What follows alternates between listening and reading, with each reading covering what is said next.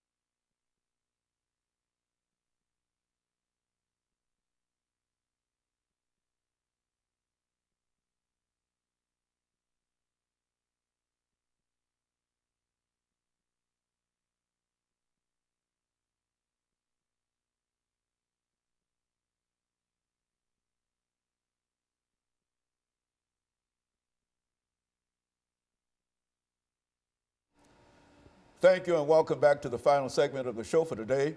We're talking to Pastor KWalker, Miss Erica Lanier, and Mr. Preston Stewart.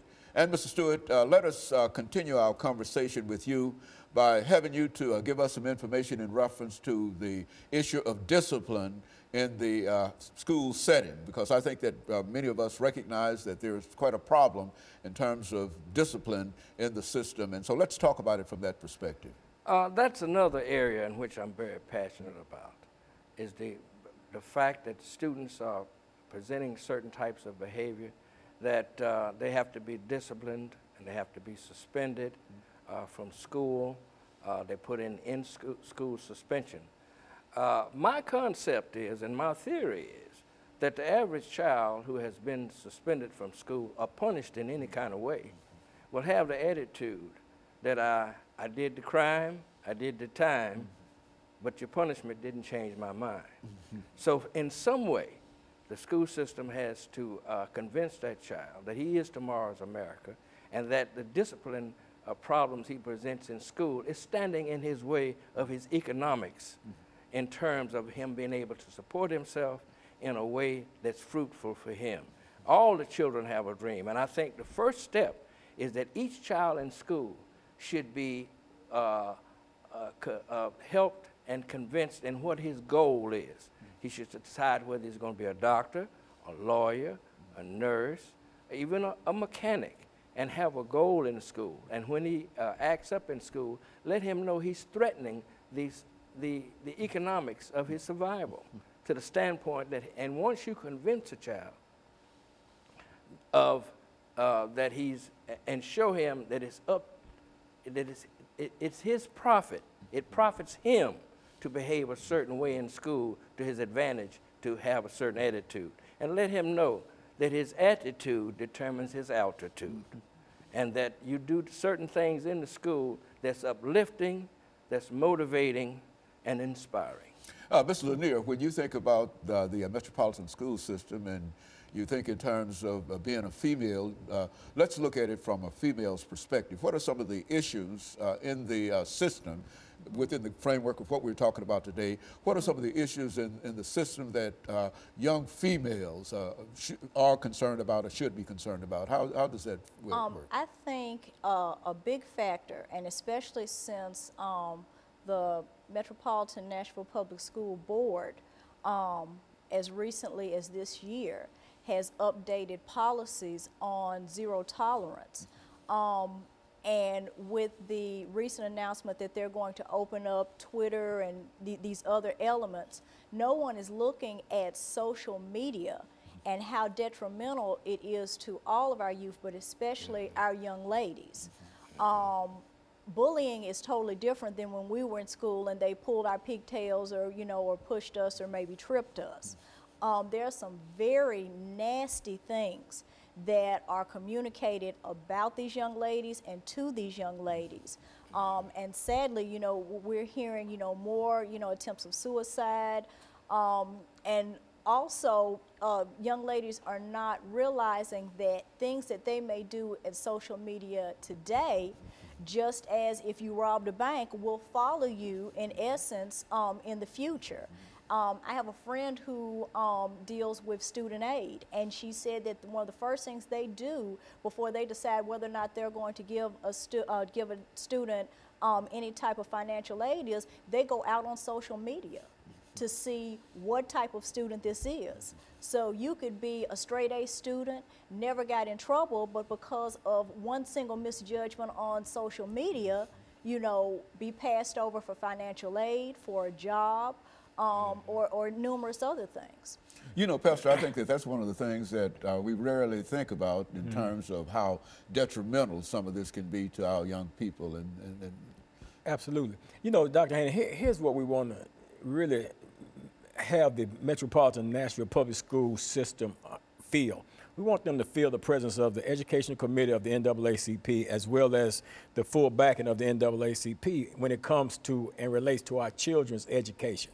We have an expectation, Dr. Haney, that if a person is in the school system as an educator, we have an expectation that when a parent send their child into that school system, that their child is being educated, that their child is being treated right, their child is being treated fairly, and being treated with a level of professionalism. We have an expectation that the principals in the system, when it comes to this zero tolerance thing, that they exercise more flexibility than they're exercising instead of just booting the children out of the school system as a whole, you know, in terms of, and rather than trying to find a way to teach them. Well, Mr. Stewart talks very well about this character education. So if we got zero tolerance and you got the possibility, the potential of character education, which is active in some school systems, I think in Texas, Houston, and stuff like that.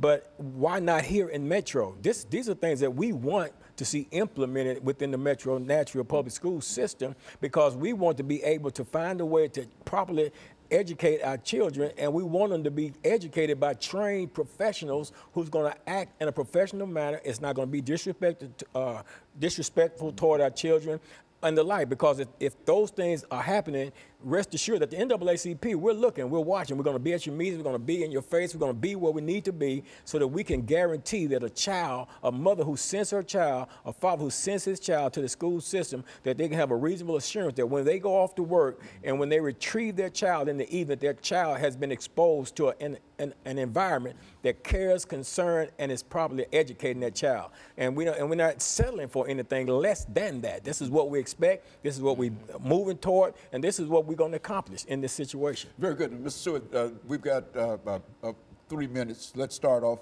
simply by summarizing some of the things that you would like to see done in reference to what we're talking about, and then allow Ms. Lanier to continue on, and then we'll wrap it up for the day. We also hear a lot of comments about when young people come to the school environment, that a lot of behavior stems from parenting. And there's an implication in terms of imposing the idea that parents need to have parenting sessions and so forth and so on like that.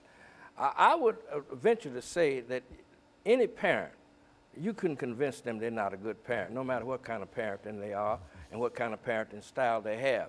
But to involve the parent in doing some things that would be conducive to helping that child have behavior in school that is allows him to matriculate in a positive way.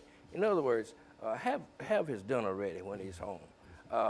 Be able to provide a quiet place for him to study, and encourage your child, uplift your child, inspire your child, and motivate your child to feel that that education is very important in his life. In other words, when you do that, then you're going to realize some gains in your investment as your child. Mr. Lanier, what do you think about that in terms of what can be done? I think that, of course, all of us need to be constructive in our input in terms of children, But I think also it's important that as taxpayers and voters, that we voice and hold accountable the administration that is duly responsible for educating all of our children. Especially as voters, and I think that all of us would agree that there is a political element within the school system in a real sense, Common Core and et cetera, and et cetera. And I would imagine that each of you would encourage more people to participate and find out exactly what's going on in reference to Common Core, and to try to do our best in terms of making it viable in a real sense for the children that, not only African Americans, but the children that are served by the National Association for the Advancement of Colored People. 10 seconds, over the last 10 seconds, we've got 10 seconds. Mr. Stewart, give us a statement in 10 seconds. Ms. Lanier will also do the same thing. He will do the same, and I'm going to wrap it up for today. We've got to convince our young people that they are tomorrow's America, and that they must be serious about their education, and that they must try to make their endeavors to do the best they can to the highest of their ability. Ms. Lanier? It takes $9,200 a year to educate a child. It takes $23,000 to house an inmate. We need to focus on being success stories, not statistics. Very good. And so cost effectiveness has a very important part in this. And of course, let me thank the three of you for coming by and giving us that excellent information. And let me encourage our audience to tune in again next week for another informative edition of Comments. Thank you and good morning.